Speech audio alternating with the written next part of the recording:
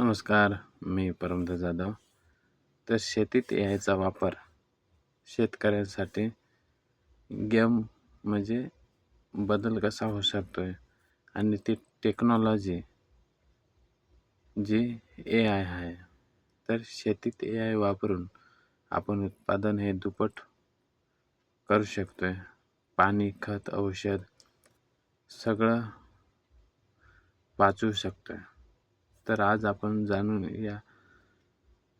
घेऊया की AI कसं तुमच्या शेतीत किंवा तो कसा काम करू शकतोय. तर AI म्हणजे काय? तर AI म्हणजे आर्टिफिशियल इंटेलिजन्स. तर मोबाईल किंवा मशीन जी तुमच्यासाठी विचार करून निर्णय घेते. जसं आपण अनुभवावरून निर्णय देतो, तसं AI डेटा वापरून सांगते. कधी पेरणी करावी, किती पाणी द्यावा, कोणतं औषध वापरायचं, हे आपल्याला AI सांगतंय. तर शेतीत AI कसा वापरायचा? तर हवामान अंदाज, पाऊस कधी येणार, कधी येणार, योग्य वेळी फवारणी कशी करावी किंवा पेरणी कशी करावी, हे आपण विचारू शकतो. तर रोग कसा ओळखायचा? तर पानांचा फोटो काढायचा. AI सांगते कोणता रोग आहे आणि उपाय काय करायचे, हे आपल्याला ते पानाचा फोटो काढून आणि विचारल्यावर ते आपल्याला सांगते. तर पाण्याचे व्यवस्थापन, पाणी किती द्यायचे, AI सांगते. पाणी वाचवता येते किंवा आपल्याला उत्पादन वाढवता येते त्याच्यामुळे. खत आणि औषध वापर योग्य प्रमाणात सांगते की किती आपण खत टाकायचं आणि ते पण कमी खर्चात होते. तर हे आपल्याला खताच्या बाबतीत सुद्धा AI आपल्याला सांगत असते. आणि कोणते AI टूल्स आहेत ते आपण वापरू शकतो.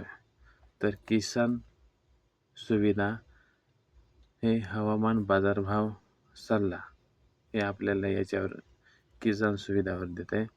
तर दुसरा आहे प्लॅन्टिक्स, फोटो काढून रोग विचारू शकतो याच्यावर. तर तिसरा आहे ॲग्री ॲप, पिकांबद्दल माहिती विचारू शकतो.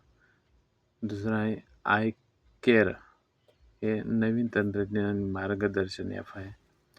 हे आपण ॲप्स वापरून आणि आपलं जे अडचणी आहेत ते आपण याच्यावर विचारू शकतो.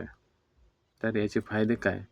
तर उत्पादन वाढते, कमी खर्च होतोय आणि वेळसुद्धा आपले वाचते. योग्य निर्णय घेता येतात.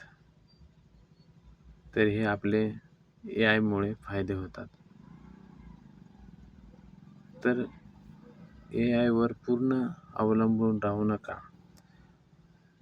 स्थानिक हवामान आणि अनुभव महत्त्वाचा आहे. नवीन तंत्रज्ञान हळूहळू वापरा. शेतीत AI म्हणजे भविष्य आहे.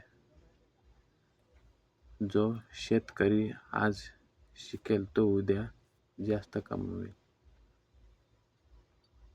तर असं आपण हे आपल्या शेतामध्ये किंवा शेतकरी AI वापरून आपल्या अडचणी मांडू शकतोय किंवा AI वापरून, नवीन तंत्रज्ञान वापरून जास्तीत जास्त त्याच्यातून फायदा करून घेऊ शकतो. आणि म्हणून AI हे आपण शेतकऱ्यांनी सुद्धा वापरायला पाहिजे. हा व्हिडिओ आवडला असेल तर चॅनलला सबस्क्राईब करा. धन्यवाद.